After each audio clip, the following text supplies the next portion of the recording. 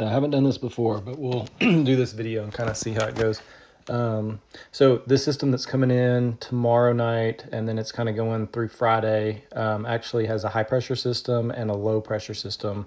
Actually, two low pressure systems associated with it. So the thing about high pressure and low pressure systems is that high pressure systems always spin in a clockwise direction, and low pressure systems spin in a counterclockwise.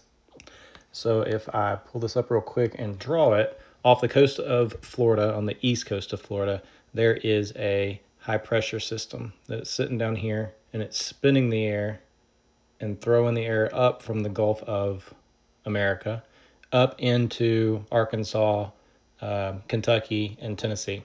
So you can look at this dew point. This is showing the dew points of the area, and you can see a really, really sharp line that is happening right there around Nashville. So what that is as the air is pushing up from the Gulf, it's coming into contact with the low pressure systems, which are what's causing the storm system.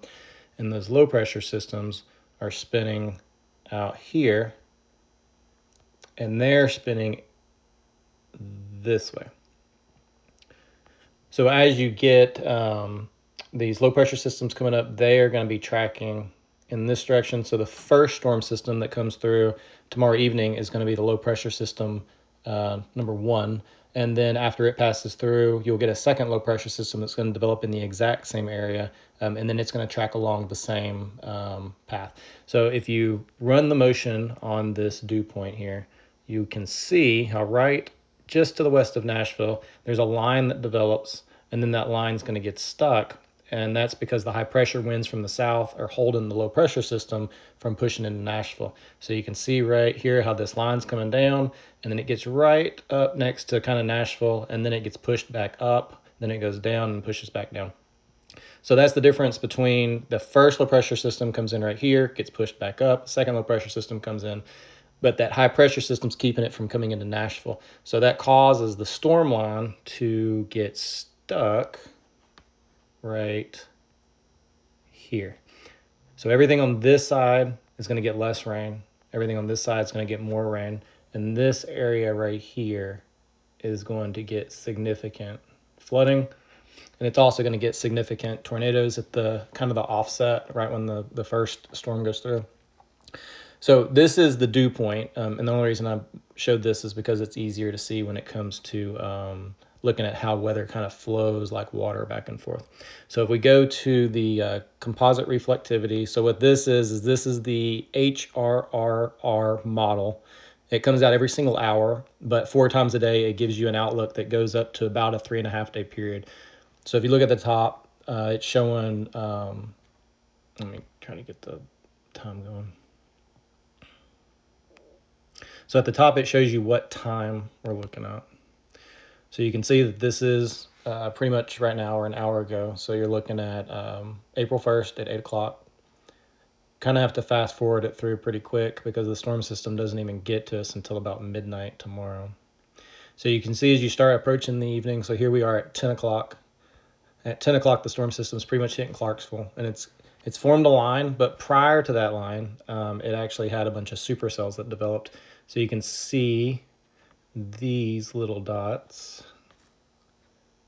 right here and here. These are where your tornadoes are going to come from. So most of these supercells are going to end up going this direction. But the last model run actually does pull some of these cells into the Lafayette area. So there is a chance of some severe thunderstorms just kind of right on the offset of this. So this is at 6 o'clock in the afternoon tomorrow. You can see it's still pretty far off. 10 o'clock, we're getting closer. And then this says about midnight, it's starting to knock on the door of Portland and Westmoreland. 1 o'clock, it starts coming into Lafayette. And then it hangs out for a little while, which is where most of our 2 to 4 inches is going to come from.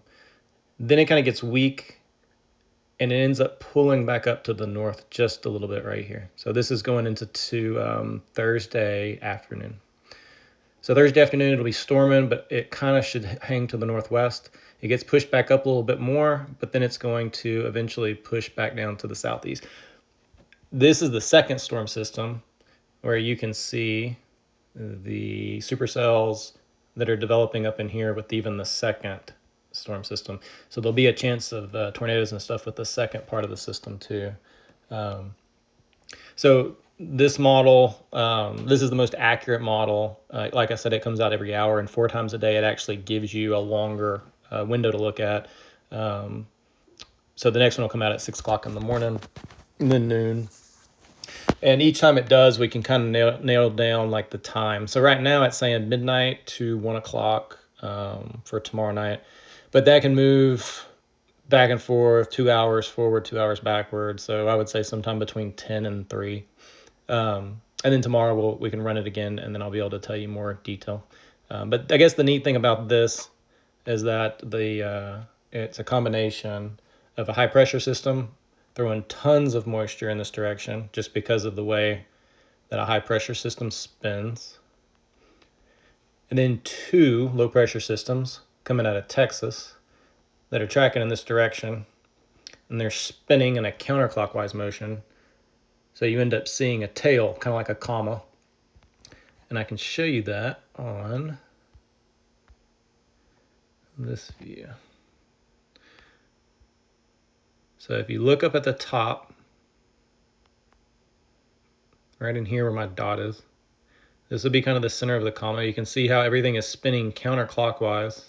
And as the low pressure system moves off towards Canada, you can see how this part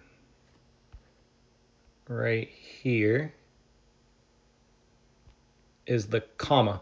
So that's the tail of the comma.